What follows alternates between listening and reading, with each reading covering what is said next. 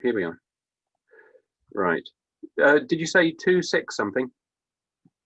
264, page 264. Yeah.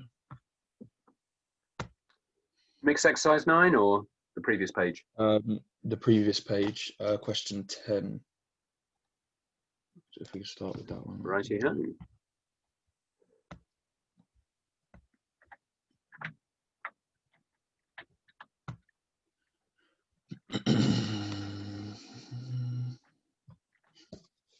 Yeah, probably forming a differential equation.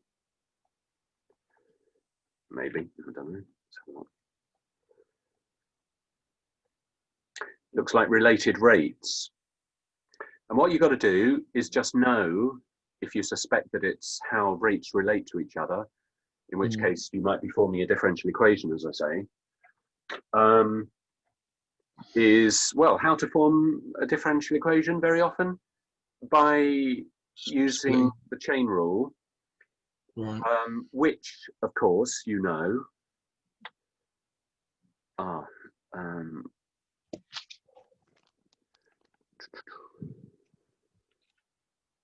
no, dockable, yes, tool options.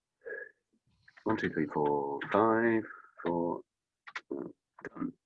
done. Is like if you've got y of an inner function, u we often call it, of x. Okay, if y equals a function we can call y, we would often call it f, wouldn't we? But let's call it y, we can do that as well. Are you with me? I mean, usually we say y equals f of x, don't we? Yeah. But sometimes we like to say, let's call it y of x. People won't be confused, will they, surely? Right? Okay. So y equals y of x. And then it might be that y is a function. You know, it could have been that y was f of a function of x, an inner function. Okay, so f was the outer function, and u is the inner function. Okay. But we can also call that y is the outer function and u is the inner function. Okay? Okay. So if y is equal to an outer function y of an inner function u, dy dx, according to the chain rule, equals dy du, which is blob, isn't it? Yeah. Dy du, so I'll try that again. Oh. And selection, sensible fitness. Great. Good. Dy du times, what's the formula for the chain rule? So we differentiate with respect to u, don't we?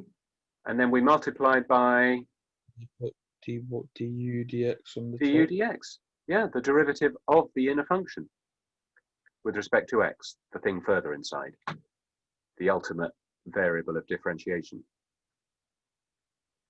You know, that's right on the inside. So we've got dy dx equals dy du times du dx. Yeah. So, so with that formula, with or without understanding the logic of it, but using this formula, you've got 3 rates, haven't you? What are derivatives? Rates. Now, if you've got a problem with several rates, they're almost certainly going to be related by the chain rule. Yeah. Okay. So let's see what rates have we got in this case.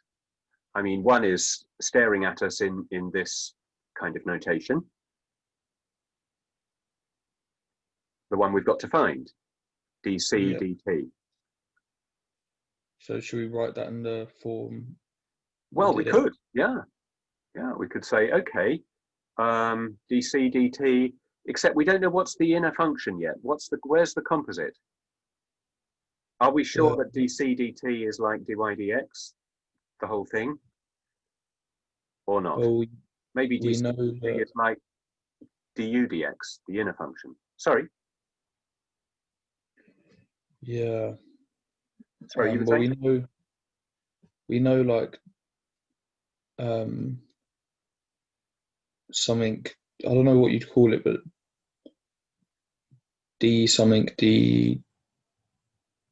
Oh, Hmm. dt something over dt would be 0.4. Yes. D what dt? But dr. Yes, that's right. The rate at which the radius is increasing with respect to time is dr dt. Get used to thinking of the dt on the bottom as the variable of differentiation, well, I keep saying that, but it is literally the thing we're measuring the increase with respect to. So we're talking about a rate of increase, which generally in these related rates problems, there's a time in there somewhere. So time, it does look like time is occurring twice here in dc dt and dr dt, or it might be the other way around, we're not sure yet. But we can definitely translate that into dr dt. And in fact, if we're using these symbols, we don't really have to worry too much about which way round it is. It could be either. Yeah, so we could say dc dt equals Yes. dc over dr times Yes. dr. I think that's my preference, to do it that way round. So dc dt is equal to dc over dr yeah, minus dr over dt. that's right. Now there's a rate which is not with respect to time, but we know this is going to be true like that. Yeah. And then you might be reassured that these DRs are cancelling as well. Yeah. Kind of comes with a health warning, but not necessarily. Right. So where can we find DCDR? That is 0.4, isn't it? I thought 0.4 was the value of. Oh, yeah, okay. So dc dr over dr would be. Doesn't seem to be staring at us. It's like. So how are we going to find DCDR? If you're definitely right. You figured out that we need DCDR. So how could we find it? Well, it's.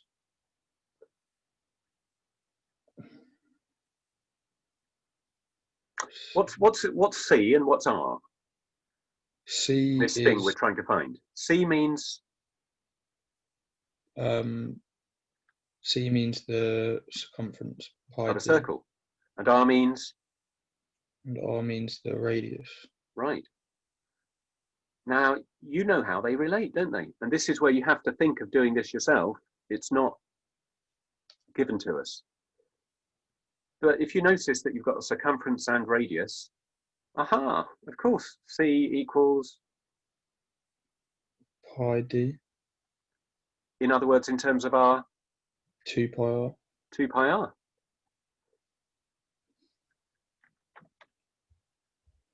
So dc dr then, differentiating with respect to R,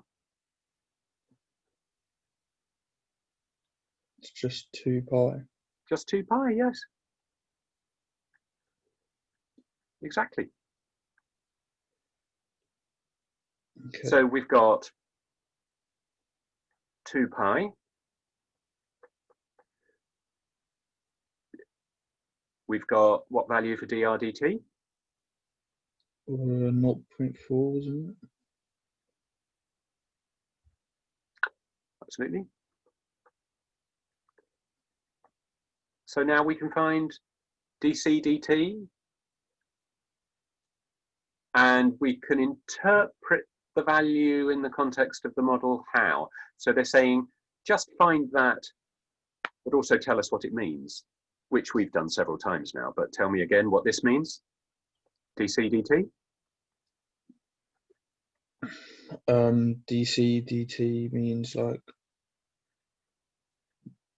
the circumference over the I don't know, rate of change, is it? Over the rate of change, or Over the if you talk about a distance covered over the time taken, well, that's what? speed. Yes, which is a rate of change, isn't it? Yeah. So, I mean, rate virtually means speed, doesn't it? If it's with Yeah. respect to time, then yes. In fact, you might. That's just over time. Is that what? So it's just over time. Well, it's with respect to time. The trouble is, it's a bit more general than distance over time, which probably, if you do distance over time, increase in distance divided by the time taken, that'll give you the constant speed. But you know that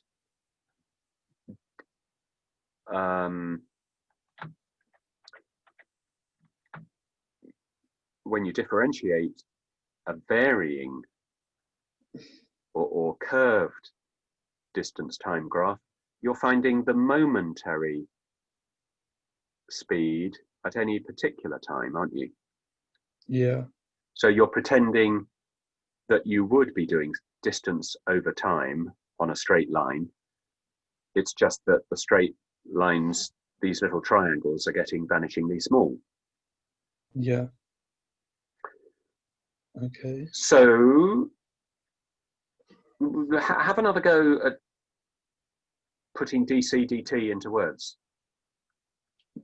I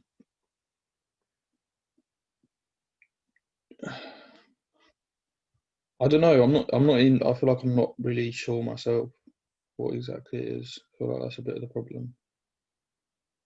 I feel like I need to be really clear on all of this stuff to understand this, but I'm not certain.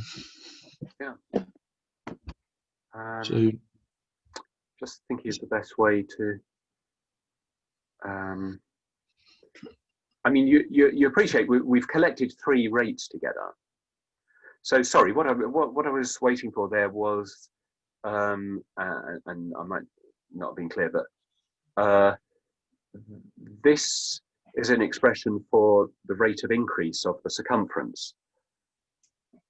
So this circle, typically, the example they kind of use is an ink blot.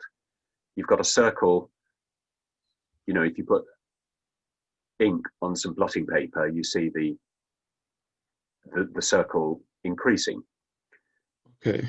Now, supposing it increases, that the radius increases at a constant rate, then at what rate is the circumference going to increase? Well, the circumference is another length, so it's also going to increase at a constant rate, isn't it? So what they're hoping you'll say here is the rate of increase of the circumference of the circle. That's what that's just the rate of increase. Yeah, but so derivatives are always rates of increase, bear in mind. Sorry, yeah? So it's just saying the change, it's not the change in circumference, is it? Rate of change. The rate of change of well, no, the top, just the DC. What that just shows the. Oh yeah. Well, this is where this symbol is potentially confusing. I mean, bear in mind we could just call it C dashed of T as well, because we often say, you know, if C was F, F dashed is the first derivative, isn't it? So Yeah. if it's clear that it's with respect to T, so tend not to think of that as a fraction. Just think of it as saying the whole thing, rate of increase of C with respect to T, like a speed is usually with respect to time, isn't it? Yeah. But kind of metaphorically, we can talk about how the circumference varies, you know, the rate of increase of the circumference as the radius varies.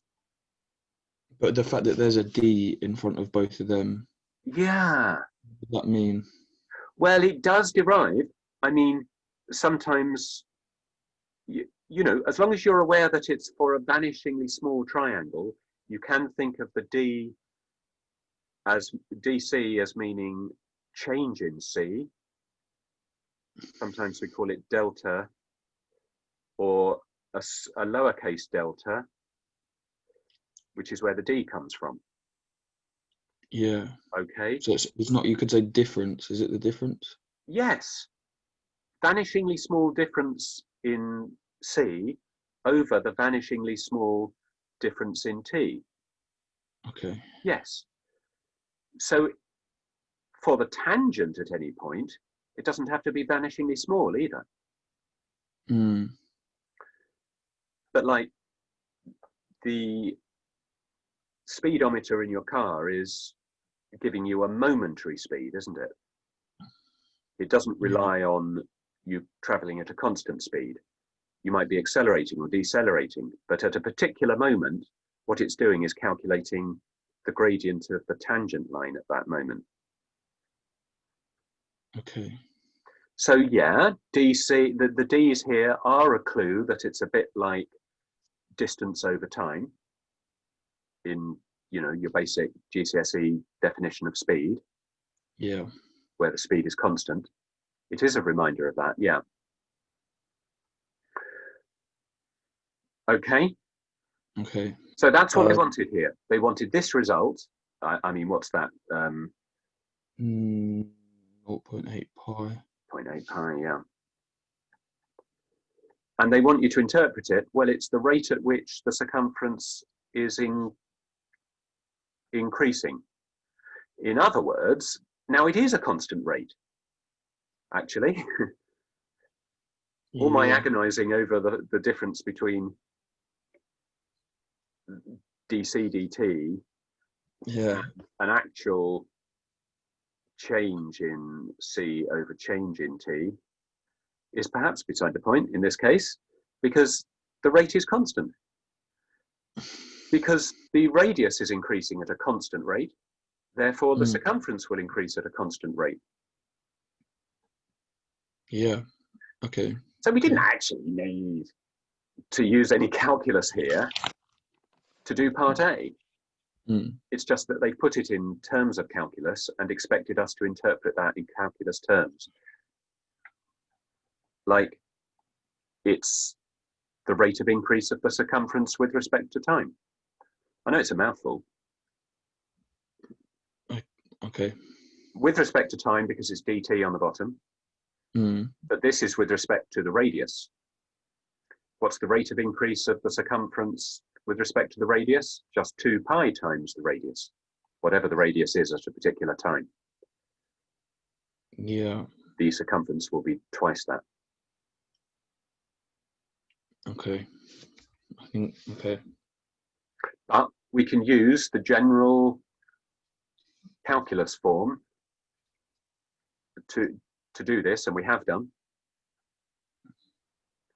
I mean, if we'd taken it upon ourselves to find particular times and then draw a straight line graph,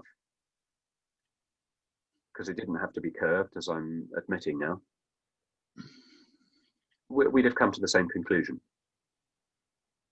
We just wouldn't maybe have used this flashy notation. Right, okay. Okay. But, you know, in terms of the moral for this topic is look for 3 derivatives, which are what we call related rates. They might not use that phrase. I think it might be an American phrase. But they might, I think. Do they? Let's have a look.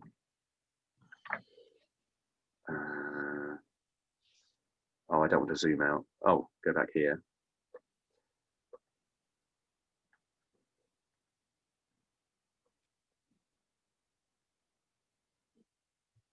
Rates of change, yeah. But it is about relating rates of change to each other with the chain rule, you see. Yeah. So collecting together 3 of them. Right, find the rate at which the area of the circle is increasing when the radius is 10.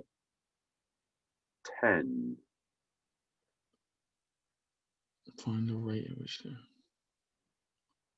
Okay, so what does dc by dt equal when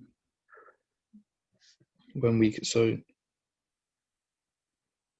dc by no, dt. it's a different problem now. It's the area. Find the rate at which the area. So we got to do the whole. We're doing a new problem now, with, in a way, the same scenario. Okay, so we could say dA by dt. Good. Yes. And that was the one they want us to find, was it? The rate of change of the area. Yeah. Yeah. Yeah. So I mean that will equal dA over dr times dr over dt. Exactly. Well done. Okay. So what's staying the same? The 0.4. 0.4, absolutely. But what about dA dr? How should we find that?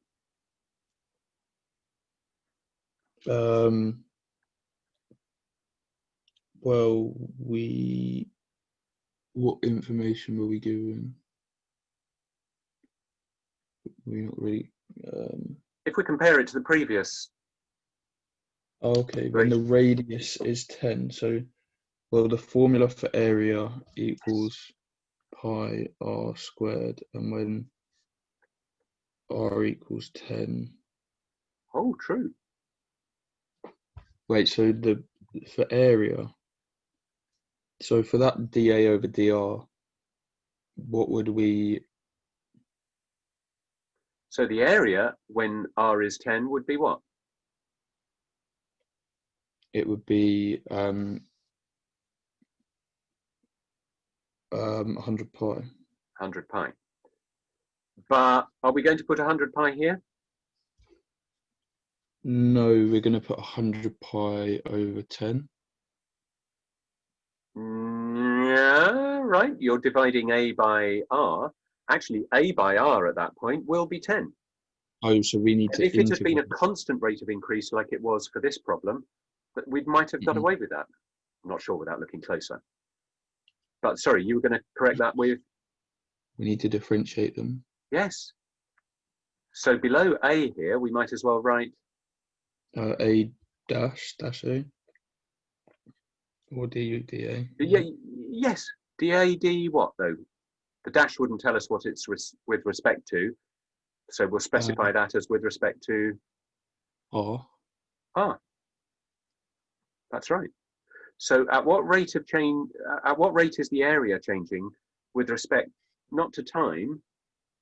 What we've got to find out eventually, but relative to, with respect to the radius.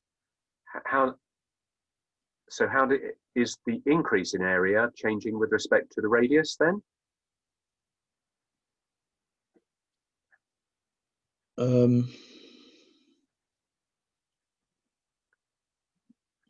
I'm not sure. So we've differentiated A with respect to R. Yeah. But A is this. So this is just a way of announcing that we're going to deliver the derivative of this with respect to R. So we get 2 pi R. Yes. Were you going to continue? Yeah, over something. Oh, would it not be over anything? Well, no, I mean, what's the derivative of pi x squared with respect to x? It would be 2 pi x, wouldn't it? Yeah. We're finished as long as it was with respect to R, which it was. If it was with respect to t, which we know is further inside R because we know that R is depending on t, then we'd apply the chain rule. But that's what this is anyway. So we've got that taken care of. Okay. This is just the with respect to R part of it, which we're going to put here. Okay. So now we can use the fact that we know what? Talking about the particular moment when R equals 10. So yes, 10 pi times 0.4. I mean 20 pi times 0.4. Indeed, yeah.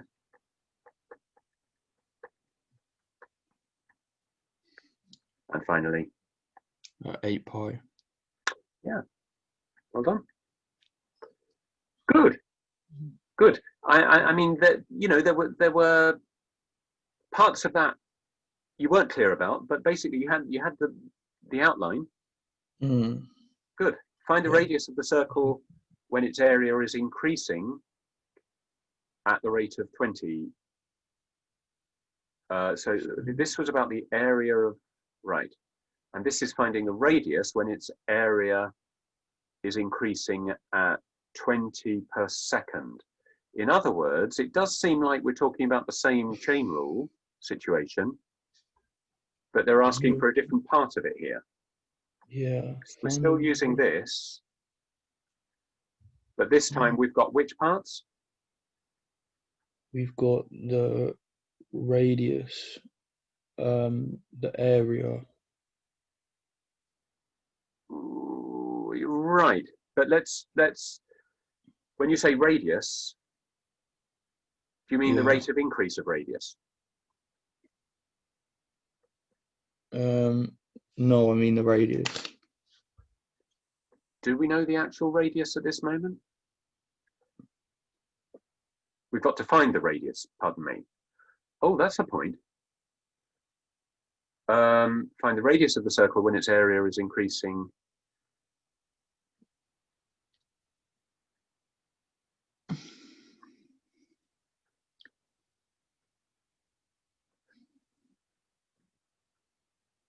Right, so they're giving us this part.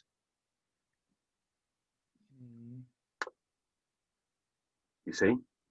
Yeah, rate of change of area, yeah. Yeah. And what they're asking for is not the radius. Yes, they are, sorry. Find the radius of the circle. Are we going to have to solve this differential equation? Surely not. I'm a bit confused here. Find the radius of the circle when its area is increasing. No, that's fine. Yeah. In other words, I just needed to go back to this line rather than that one. Yes. So it's still true, isn't it, that dA dt equals 2 pi r times 4. Yeah. So we still are using that. And actually, in general, we know that's equal to this because we've done the work there to find that dA dr is always 2 pi r. Yeah. I got a little bit confused because they want the radius. I shouldn't have done, but I did, rather than the rate of increase of the radius, which is where I was picking you up on that, but it was probably my fault. Well, yeah, makes more harder. So what should we put where here, plugging into this line?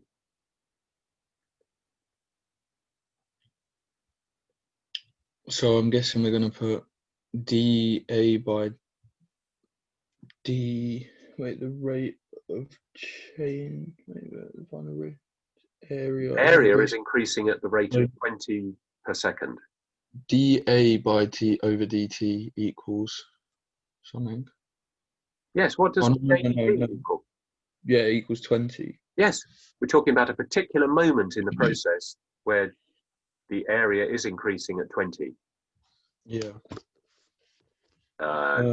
Square centimeters per second. Equals R times something. Let's skip over this line. That was the answer to part B. We're going back to this line and saying we've put 20 for there, for dA dt. What should we write on the right-hand side of the equal sign? 2 pi r. Yeah, just what we had.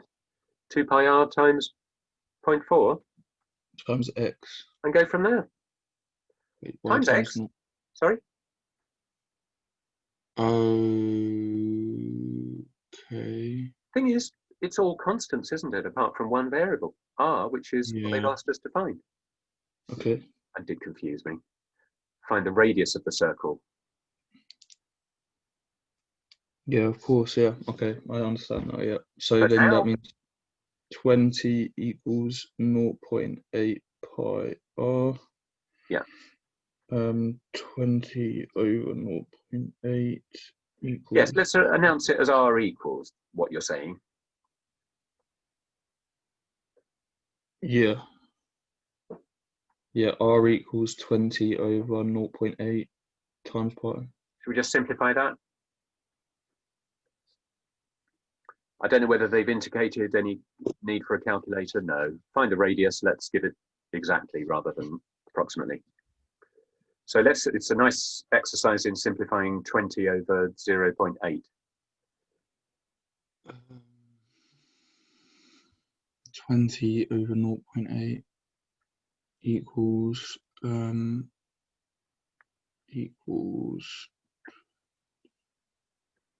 let me think. 20.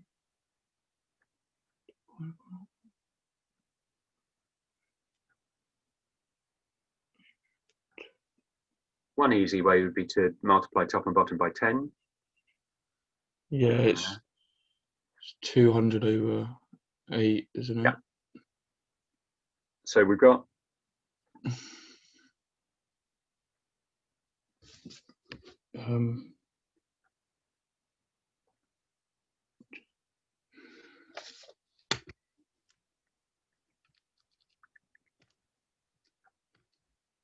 so 25 over 1. Yeah. So 25 over pi is the answer. Okay. Good. Could we do number 11? Just keep, I think these are quite hard. Where are we? Oh, I've got it here.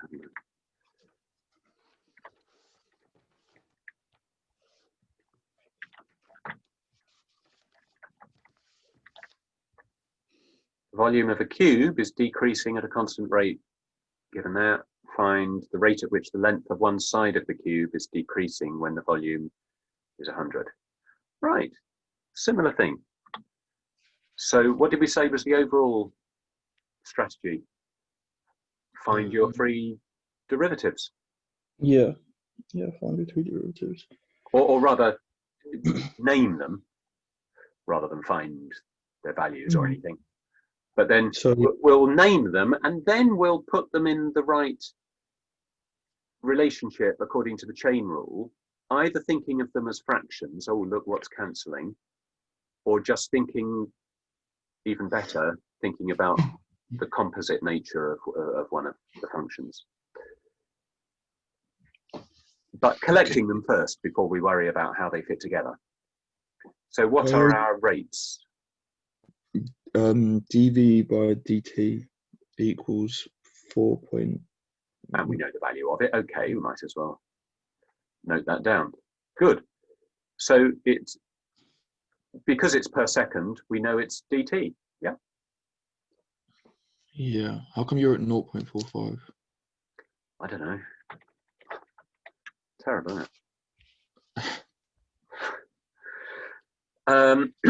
Find the rate. Right. What other rates are involved in problem part A?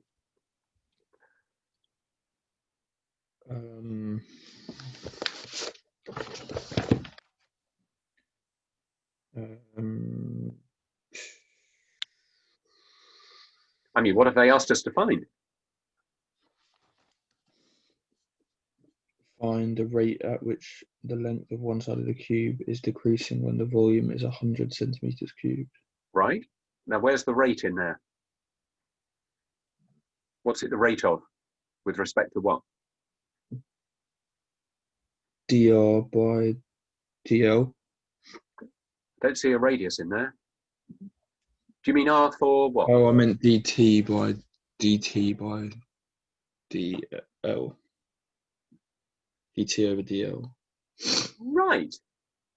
But I would read that as meaning the rate at which time is passing with respect to the length of So one the side. other way round. Other way round, then. Just seems a bit more natural. Not that we don't flip these when it's convenient. Right. So that's what we're asked to find. Can you guess what the third? Yeah, so rate dl over dt is going to equal d. So you're putting them together already?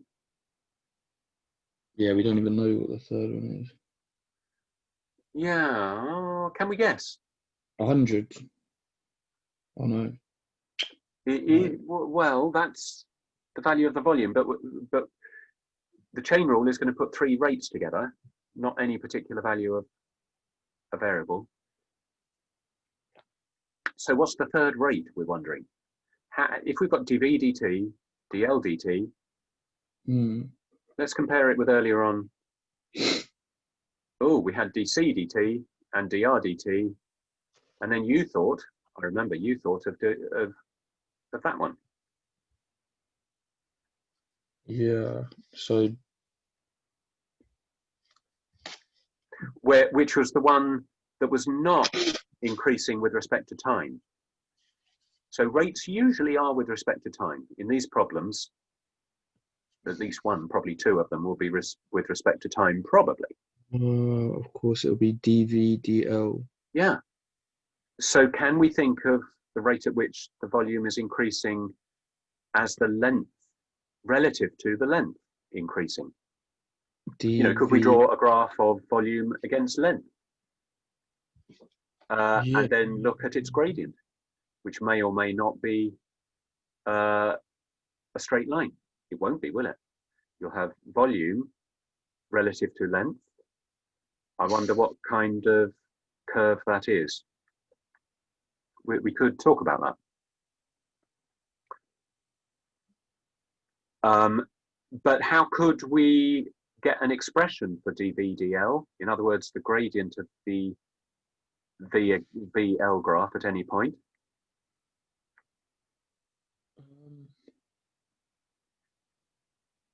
Do you say that again?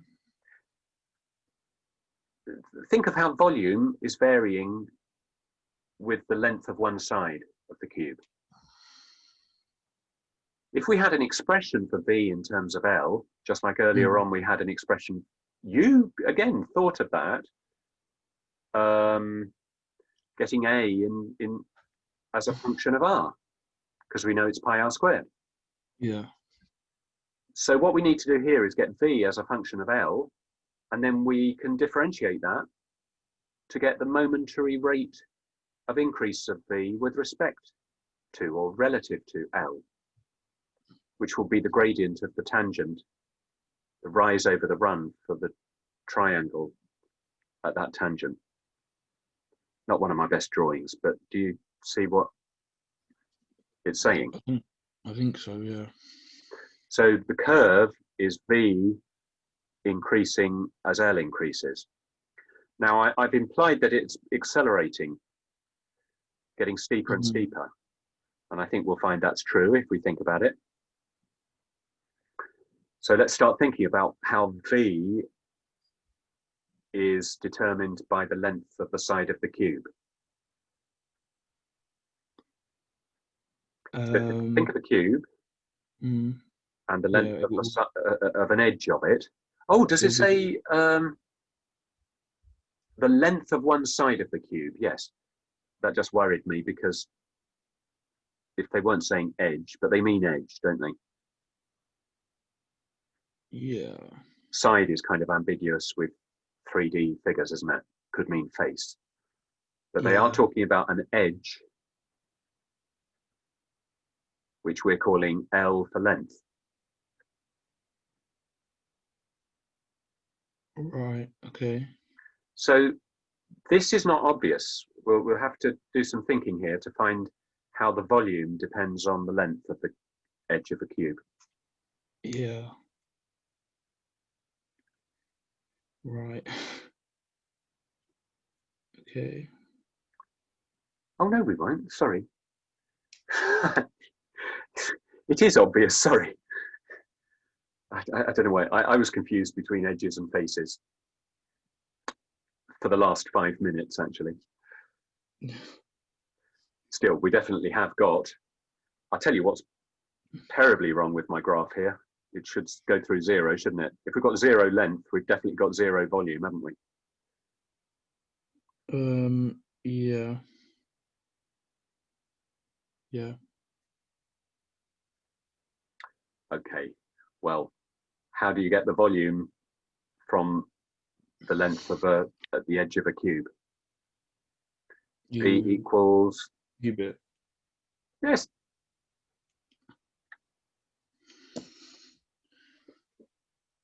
I'm sorry for causing pessimism about that stage of the process. I thought we were going to have to square root first because I was confusing length with area. I don't know if it was the side face thing.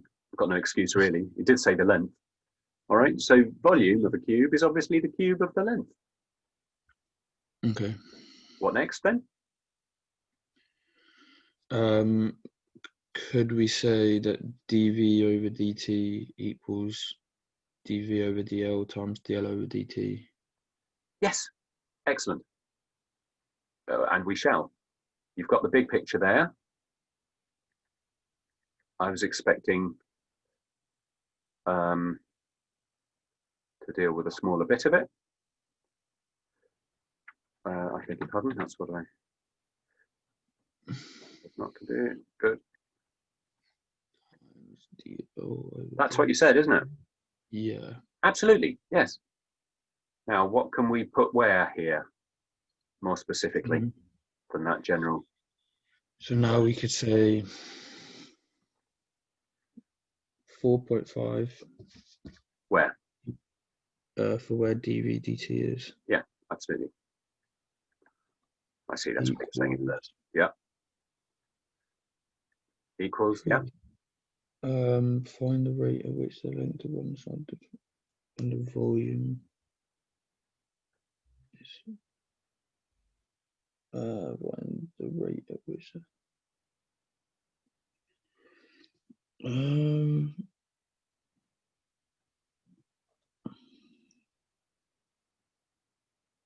so if we've got 4.5 equals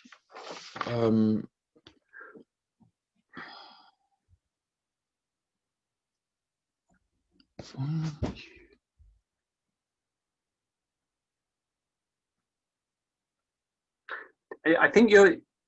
I had to step back from it myself actually because I realised I wasn't quite sure. But you see, where I was expecting you to go from here was where? Look what I started writing. dv by dl. dl, that's right. That's the advantage of having that there, isn't it? Because now you can tell me dv dl is? V over L cubed.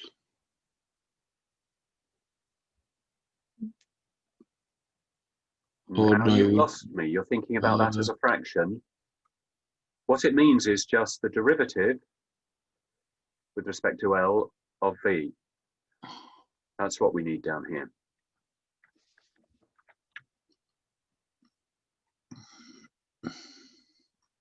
What did I say? The derivative of what with respect to what? The derivative of V. With respect to L, I hope I said. Yeah. So we want the derivative of this, which is V, with respect to L, please.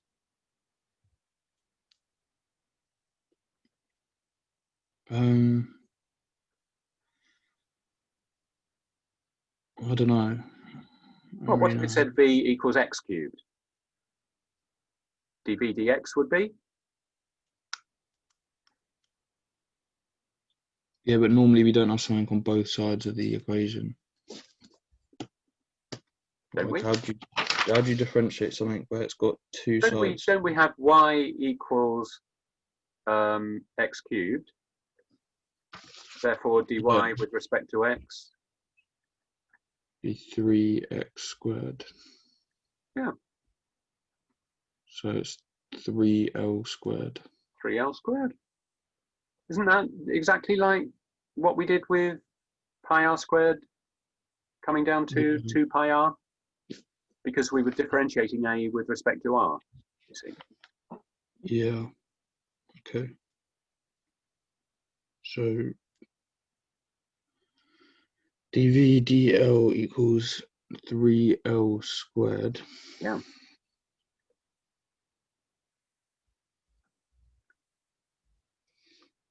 L squared. L dt? What have they told us?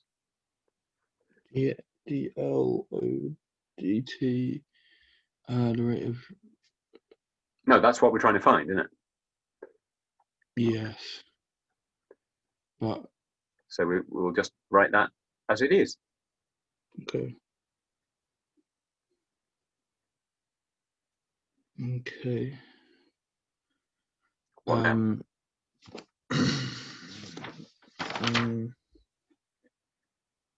Now we should probably get them. Well, I don't know. Where does the? What are we trying to find? For part A. The rate at which the length of one side of the cube is decreasing. When Now, the volume is right, and that rate is where in our present line here? 4.5. No, 4.5 is the rate at which the volume is decreasing. Yeah, it's. By the way, it's a decrease, and always think of a derivative as a positive increase, and therefore, what did we miss here? Do you mind if I implicate you in that error? It's my error, really. But what we missed, don't mind me putting it like that, yeah, is that the rate of increase of the volume with respect to time was negative. Oh yeah, of course, decrease. The rate of decrease. So how shall we amend this line? Put a negative in front of the 4.5. Yes, good. And then that should take care of the difference, the fact that it's a decrease. Good. And we're trying to find what? We're trying to find the rate of change of the length of one side. Which we're calling? dl by dt. So this is what we're trying to find. Yeah. So we'll make that the subject. What about L? Yes, that is a problem. And I think that's been distracting you at various stages. The 100 there, you want to put 100 in there, and you're going to be able to, but we'll just need to think about it a bit more. We could do that now, try and put the 100 in here somewhere. Now that you've probably seen that it needs to go into L somehow. Or we could just make dl dt the subject and then deal with that problem. Up to you. Should we make dl dt the subject?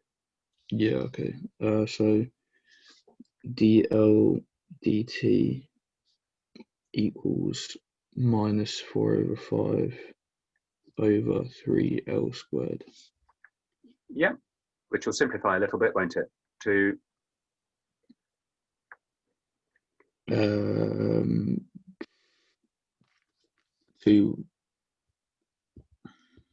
if we think of it as 45 over 30.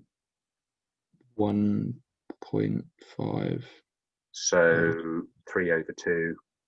It's not much of an improvement, is it? Because we've still got, well, we've got that.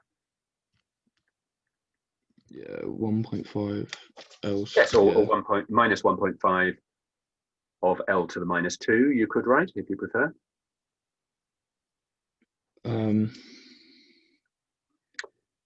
Right. Now, we want to get a result numerically for dl dt. So how can we get rid of this L? Well, we know we're talking about the moment when the volume is 100. Yeah. The moment the volume what's is L 100. At that moment? So L is the cube root of 100. Yes. That's right. So and root 10. L squared then? L squared is 10. Careful. They've made it a bit nasty to trip us up here, I think.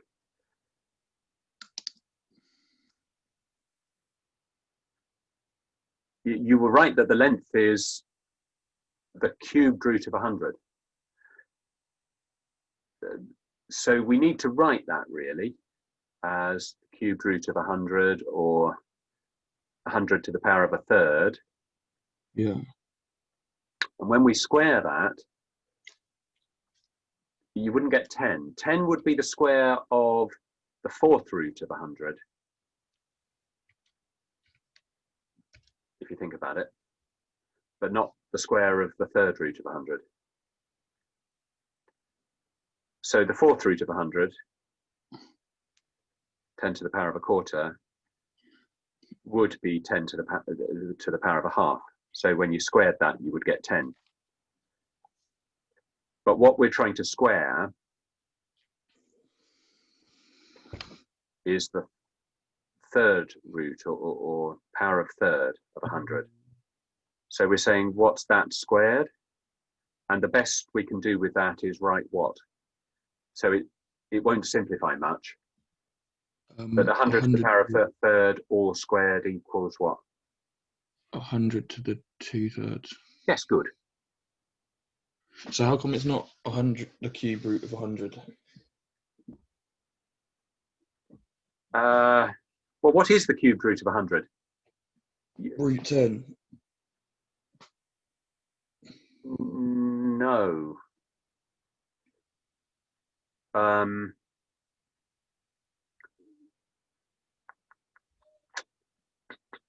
mean, check it by cubing 0.1.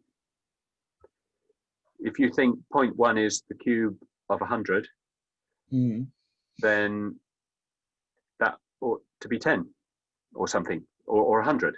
But is that 100? No, it's 100th. I mean, it's 1,000th even. Yeah. Yeah, okay. So that's far too small indeed. I mean, it's less than 1, so that its cube is even smaller. So no, this just has to be 100 to the power of 2/3 down there.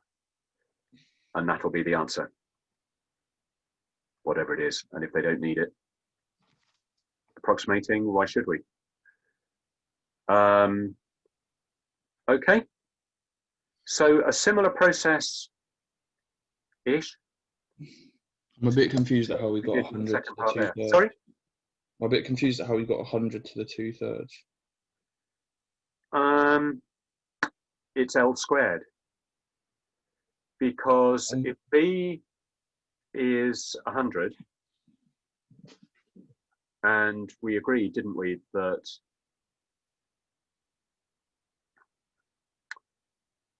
we're putting 100 there.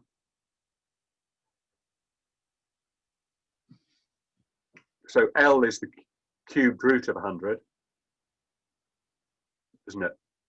Yeah. But then we're having to square that. So we're having to square 100 to the power of a third. Like here. Because they've asked us to square L, which is 100 to the power of a third. Okay. So perhaps I ought to put an intermediate step, actually.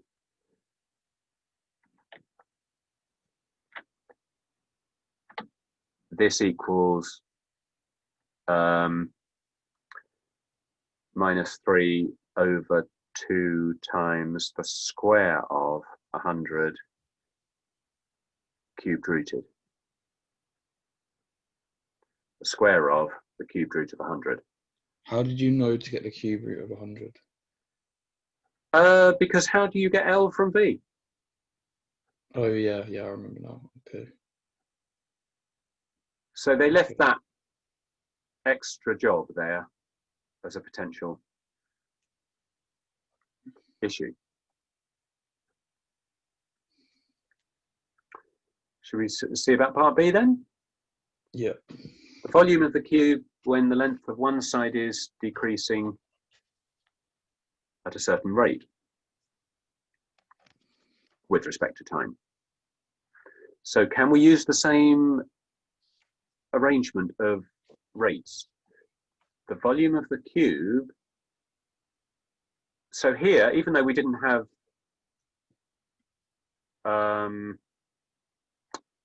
what was it we were asked to find actually? The length. Even though we didn't have a length in there,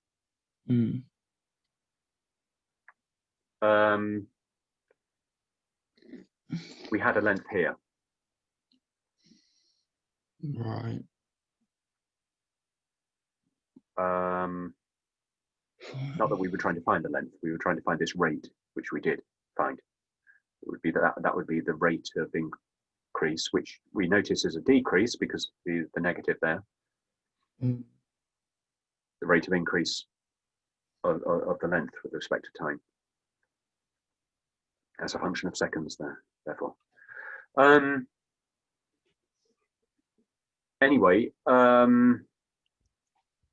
this wasn't showing a length as such, but it did because of our expression for V in terms of L. Here they've asked for a volume which isn't showing as such, but maybe it'll appear in one of these. Yeah. So let's put our three rates together again, or are they all the same? Volume of the cube, right, that's not a rate. The length is a rate with respect to time. Let's try and use the same, let's not overthink that. Let's try and use the same starting point if we can, which is here.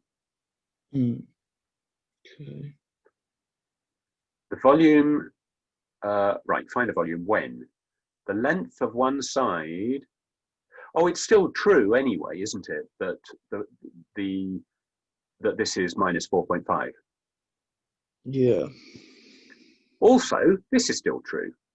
I might as well say, let's go from here, actually. Yeah. So we found that value, dl dt, And at a certain moment. Sorry, yeah?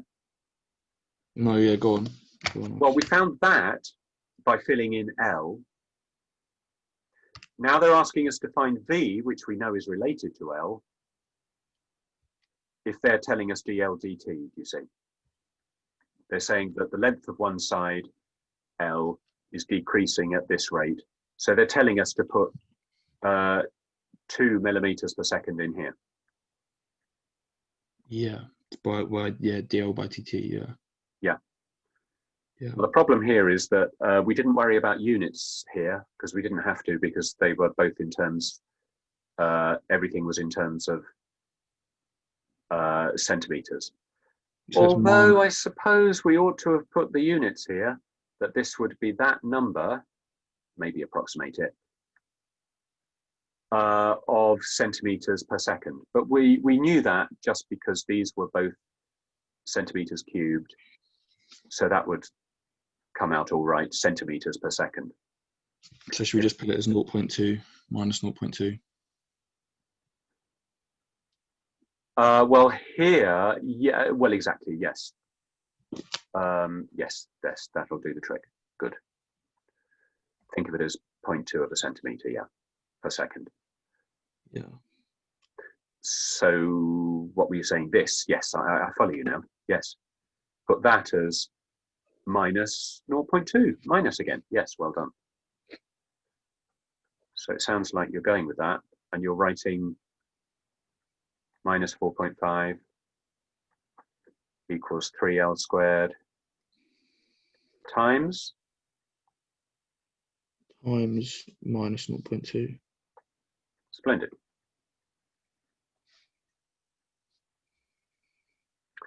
And they want us to find the volume at that particular moment. So what should we do?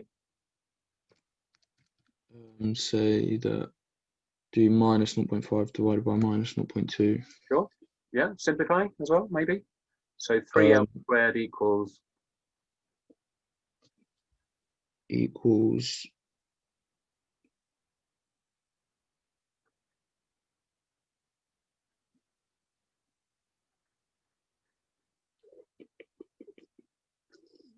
45 over 2, do you think? 22.5. Yeah. In which case, what next? In which case, 22.5 over 3 equals L squared. Make sure you're announcing it as L squared. Yeah, good. Is then, that, yeah, what is that? Ooh, yes. It's quite nice, isn't it? A third of 22.5. Kind of. Is it? It's reasonably nice. It's not a whole number, but what is it? You think of it as 21 plus another 1.5. 22.5 divided by 3. I don't know. Well, think of it as a third of 21 plus a third of 1.5. 7.5. 7.5. So L equals root 7.5. Yes.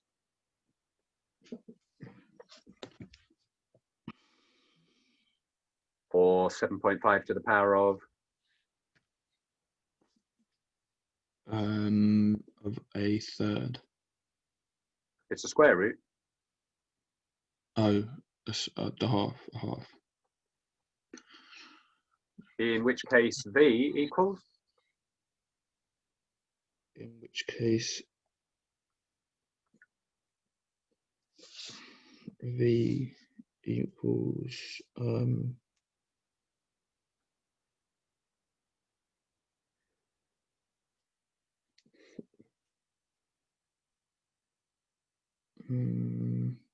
we found out what the length of the edge of the cube is at the particular moment they're talking about.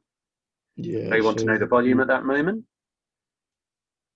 V equals 7.5 squared. Do you mean 7.5 squared? Yeah. Oh, squared.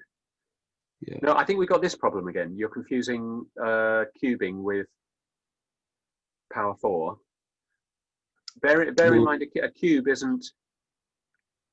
But if you square. Yeah, what do you get if you square a square? Oh, yeah. Well, if you've got this, I'm just thinking because if you've got root 7.5, Yeah. and then you squared 7.5, wouldn't that be the same as cubing root 7.5? No, it would be the same as raising root 7.5 to the power of 4 if you ended up with the square of, sorry, if you ended up with, hang on, I'm lost. The thing is, yes, if I've written both of those as squares, okay. but the point is, I see why you can't do that now. if you've got x to the power of a half and you square it, then you square that, you will end up with what? X to the power of what? X to the power of 4. No, these are cancelled. Oh no, 2, yeah, 2, yeah. Not cubing as you, or rather not the cube of anything really. Not that, no. Now what we have to do is think of it as 7.5 to the power of a half, all cubed, like that, and then you know what to do with it, don't you? Yeah, so then it's 7.5 to the 3/2. Yes. Quite. Yeah, I understand that now. Okay, good. I don't know if you want to do any more, but if we could, I don't know. Do you want to do like if you don't mind me doing it, yeah, choose one and I'll do it quickly and send you the picture. How about we just do like 13A? Yeah, quite.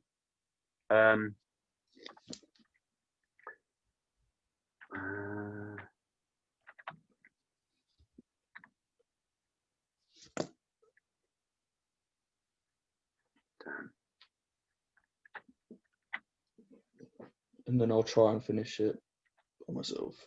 Yeah. Right. So, what are, if it's a related rates question, what are our 3 rates?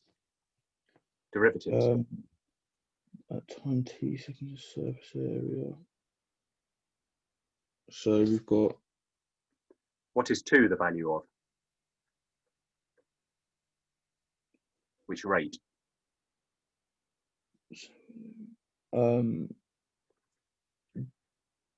ds over dt. Good. What other rates have we got? Probably. We'll have wait, let me just read it again. The dv over dt. Oh yeah. Absolutely. dv dt.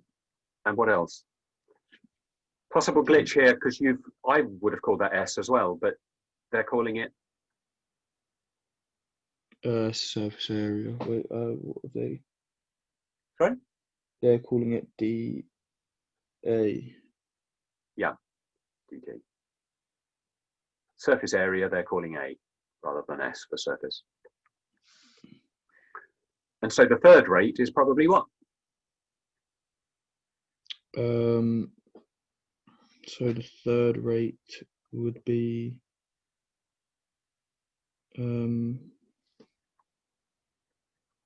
so we've got, it would be dt over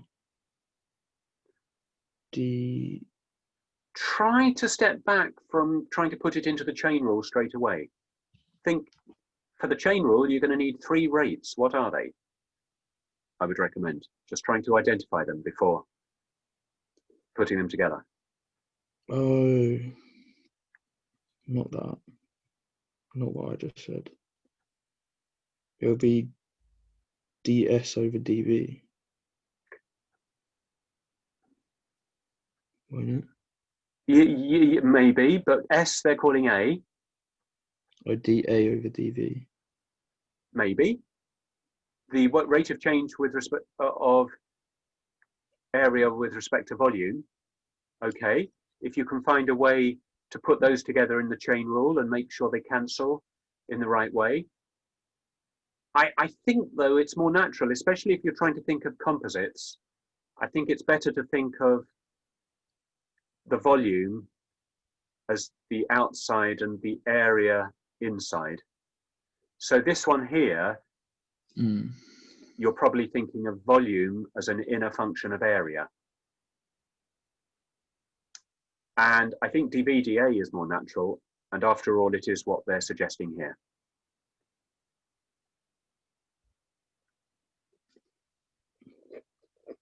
dVdA. So we'll probably use dVdA, and that's what they are hinting.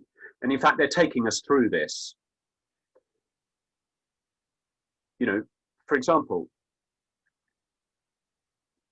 we generally need to think of doing this and probably that as well. In these other examples, we had to think of that ourselves. They're being a bit kinder here and saying, first of all, write an expression for V in terms of A. And that needs doing.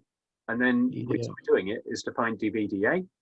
So dV over d, what are they're saying? dV over dA equals dA over dt times d. What? No, I don't know. So I would rather you think of it as V is the function V of an inner function, which is A, which is a function of T. Yeah, okay. So dV dt d is going to be equal to what? dV according to the chain rule. dt. If A is the inner function, that's like U ds dV over ds times ds over dt. Yes, but let's call it A as they are. Yes, there's your chain rule.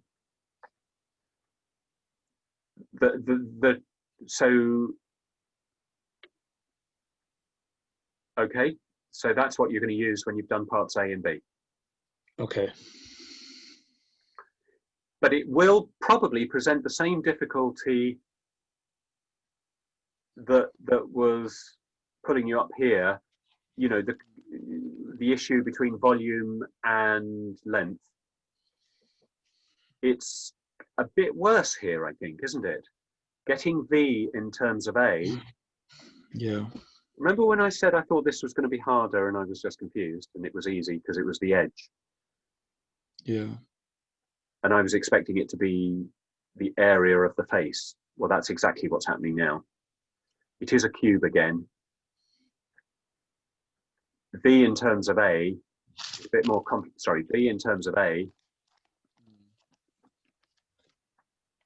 V as a function of A is a bit more complicated than V in terms of L. And it does have to do with the issue we've just been looking at there.